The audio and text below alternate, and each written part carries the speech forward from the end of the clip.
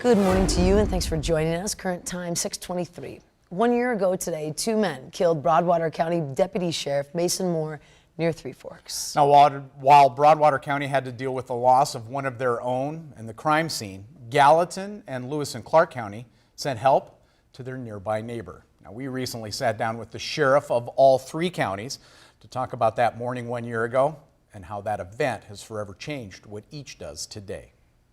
The phone call my dispatcher was that they couldn't get Mason on the radio.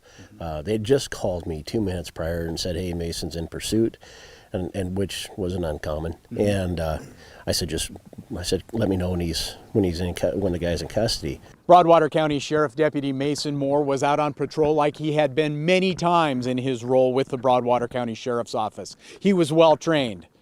But that morning 1 year ago, no training could have prepared anyone for what would happen next. We got on scene and pulled in behind the high patrolman and got out of my car, and then the lights were on Mason's car, and I walked over there trying to figure out what was going on, because no emergency lights, no siren, no nothing, and the door was open, which I thought was odd, so I thought maybe he got out and was running on foot, and looked in the driver's seat, and there was Mason, and in not a state that I felt that anybody needed to see him in, and the high patrolman showed up, and I said, "Give me a blanket," and covered him up and moved everybody back. And I remember it was my captain that gave me a call, and just that horrible feeling in your stomach, and just I felt it as we were driving up this morning, is just that horrible feeling. And so I immediately called Wynn. Obviously we're friends, and just told him anything that he needs.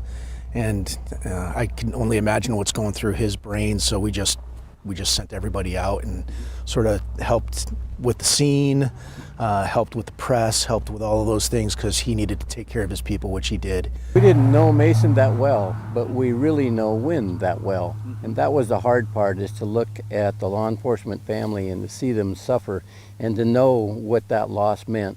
That's why that Brian and I jumped in our vehicles.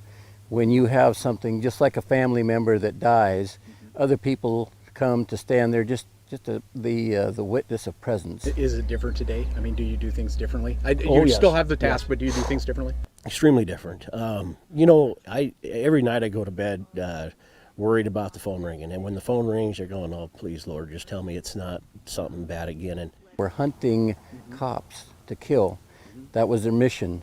Had they turned left, it would have been one of ours. So at the moment, a split-second decision was Broadwater County instead of us.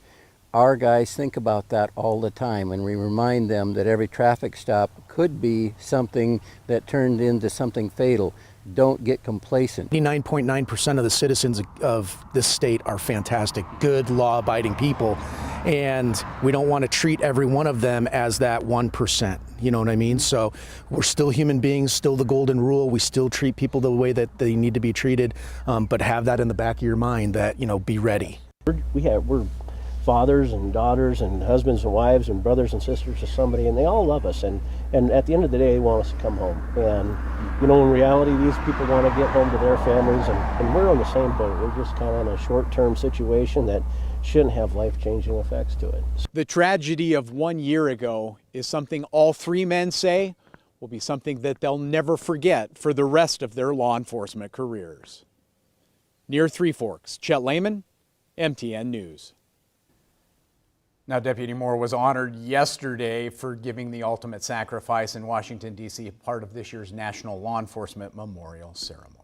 Such a tough story, and his birthday was last week. Absolutely. It's just so heart-wrenching. Again, on this anniversary, our thoughts go out to Jody and his family as well. Absolutely.